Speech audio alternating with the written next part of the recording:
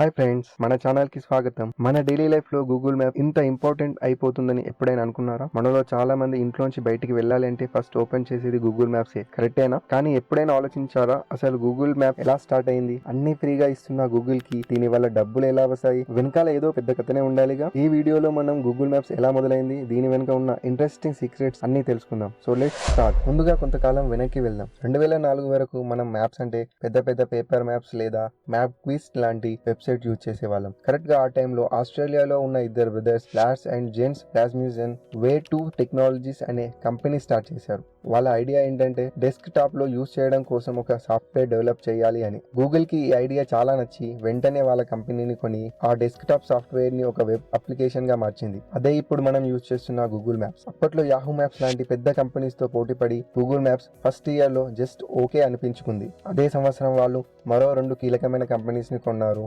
Keyhole, ఇది భూమి యొక్క 3D శాటిలైట్ ఇమేజెస్ పై పనిచేసే కంపెనీ. రెండోది జిప్ డాష్, ఇది మొబైల్ ఫోన్ నుండి లొకేషన్ డేటాని ఉపయోగించి రియల్ టైం ట్రాఫిక్ చూపించే టెక్నాలజీపై పనిచేసేది. ఇక్కడే ఒక చిన్న సీక్రెట్ ఉంది. ఈ కీహోల్ ఐఎన్సి వెనుక అమెరికా యొక్క సిఐఏ యొక్క వెంచర్ క్యాపిటల్ కంపెనీ ఇన్క్యూటెల్ ఇన్వెస్ట్మెంట్ పెట్టింది. ఈ టెక్నాలజీనే తర్వాత గూగుల్ ఎర్త్ గా మారింది. ఇప్పుడు మనం చూస్తున్న 3D ఇమేజ్ వ్యూ కి ఫౌండేషన్ వేసింది. ఇక జిప్ డాష్ విషయంలోకి వస్తే అప్పట్లో చిన్నగా కనిపించిన ఈ కొనుగోలు స్మార్ట్ ఫోన్స్ రాకతో గోల్డ్ మైన్ గా మారింది. మన ఫోన్ నుండి వచ్చే డేటాతోనే గూగుల్ ట్రాఫిక్ జామ్స్ ని గుర్తించగలుగుతుంది. ఈ 3 కంపెనీస్ కలయికే ఈ రోజు మనం చూస్తున్న గూగుల్ మ్యాప్స్. ఓకే, ఇప్పుడు అందరికి వచ్చే most interesting question, Google maps కి డబ్బులు ఎలా వస్తాయి? మీకు తెలుసా? ఫైనాన్షియల్ ఎక్స్పర్ట్ ప్రకారం గూగుల్ మ్యాప్స్ 2025లో $11 బిలియన్ అంటే సుమారు 90,000 కోట్ల రూపాయల రెవెన్యూ సంపాదించబోతుంది అని అంచనా. అంత డబ్బు అంతా ఫ్రీగా ఇస్తున్న యాప్ నుండి ఇక్కడే ఉంది అసలు మ్యాజిక్. First, advertising. మనం ఏదైనా రెస్టారెంట్ లేదా షాప్ సెర్చ్ చేసినప్పుడు కొన్ని టాప్ లో కనిపిస్తాయి చూసారా? అవి ప్రమోటెడ్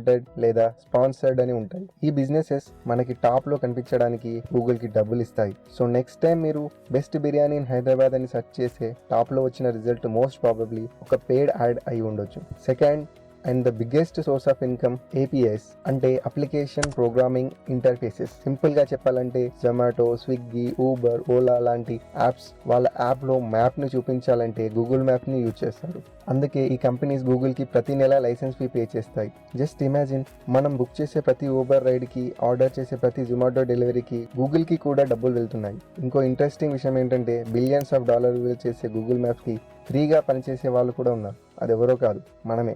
మీలో ఎంతమంది గూగుల్ లోకల్ గైడ్స్ ఉన్నారు? కింద కామెంట్ లో చెప్పండి. మనం ఇష్టంగా పెట్టే రివ్యూస్, ఫొటోస్, కొత్త ప్లేసెస్ యాడ్ చేయడం ద్వారా మనకు తెలియకుండానే గూగుల్ కి ఫ్రీగా పనిచేస్తున్నాం. మనం ఇచ్చే డేటాతో గూగుల్ మ్యాప్స్ మరింత ఖచ్చితంగా, మరింత విలువైన యాప్ అవుతుంది. సరే, అంతా బాగుంది, కానీ దీని వెనుక కొన్ని తెలియని నిజాలు కూడా ఉన్నాయి. ట్రాఫిక్ జామ్ ఉందని గూగుల్ మ్యాప్స్ కి ఎలా తెలుస్తుంది? ఎందుకంటే అది మనల్ని ట్రాక్ చేస్తుంది. మనలాంటి లక్షలాది మంది ఫోన్ల నుండి వచ్చే అనానిమస్ సిగ్నల్స్ ని విశ్లేషించడం ద్వారా ఒక రోడ్డుపై వాహనాలు నెమ్మదిగా కదులుతున్నాయా లేదో పసిగడుతుంది. దీనివల్ల ప్రైవసీ గురించి చాలా ప్రశ్నలు తలెత్తుతాయి. ఈ సిస్టమ్ ని ఎలా మోసం చేయొచ్చో తెలుసా? 2020లో జర్మనీకి చెందిన ఒక artist 99 second hand smart phones ని ఒక చిన్న బొమ్మల బండిలో వేసి ఖాళీగా ఉన్న వీధిలో నెమ్మదిగా నడిచాడు. వెంటనే గూగుల్ మ్యాప్స్ ఆ వీధిలో భారీ ట్రాఫిక్ జామ్ ఉందని చూపిస్తూ దాన్ని ఎర్రగా మార్చేసింది. ఇది ఈ సిస్టమ్ లో స్ట్రెంత్ ని ఇంకా వీక్నెస్ ని ఒకేసారి బయటపెట్టింది. ఇంకో సీక్రెట్ ఏంటంటే గూగుల్ మ్యాప్స్ లో కొన్ని ప్రదేశాలు ఇంటెన్షనల్ గా బ్లర్ చేస్తారు. మిలిటరీ జోన్స్, గవర్నమెంట్ బిల్డింగ్స్, ఇంకా కొన్ని దేశాల అభ్యర్థన మేరకు సున్నితమైన ప్రదేశాలను దాచిపెడతారు. అలాగే మన ప్రైవసీ కోసం ముఖాలు, నంబర్ ప్లేట్లు ఆటోమేటిక్ గా బ్లర్ చేస్తారు. ఇక భవిష్యత్తు విషయానికి వస్తే భవిష్యత్తు ఇప్పటికే వచ్చేసింది. అదే ఇమ్మర్సివ్ వ్యూ.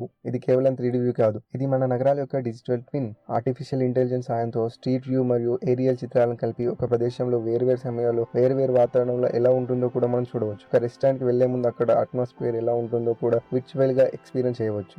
అంతేకాదు గూగుల్ మ్యాప్స్ ఇప్పుడు మన పర్యావరణం గురించి కూడా ఆలోచిస్తుంది. ఈకో ఫ్రెండ్లీ రూటింగ్ అనే ఫీచర్స్ తో తక్కువ ఫ్యూయల్ తో వెళ్లే రూట్ ని కూడా చూపిస్తుంది. టైం కొంచెం ఎక్కువైనా మన డబ్బును, పర్యావరణాన్ని కాపాడడానికి ఇది సహాయపడుతుంది. సో ఫ్రెండ్స్, చూశారుగా, గూగుల్ మ్యాప్స్ అనేది కేవలం ఒక దారి చూపించే యాప్ మాత్రమే కాదు, ఇది ఒక అద్భుతమైన ఇంజనీరింగ్, ఒక తెలివైన వ్యాపార వ్యూహం మరియు ప్రపంచవ్యాప్తంగా డేటాను సేకరించే ఒక శక్తివంతమైన సాధనం. కొన్ని అంచనాల ప్రకారం గూగుల్ మ్యాప్స్ విలువ $300 బిలియన్ వరకు ఉండవచ్చు. ఇది చాలా దేశాల ఎకానమీ కంటే కూడా ఎక్కువ. మనం అంతగా ఆధారపడిన ఈ టెక్నాలజీ మన భవిష్యత్తుని ఇంకా ఎలా మార్చబోతుందో అని ఆలోచిస్తే ఆశ్చర్యంగా ఉంది కదా. ఈ వీడియో మీకు నచ్చినట్లయితే తప్పకుండా లైక్ చేయండి, మీ ఫ్రెండ్స్ తో షేర్ చేయండి మరియు మర్చిపోకుండా మా ఛానల్ కి సబ్స్క్రైబ్ చేసుకోండి. See you in the next video. Bye by.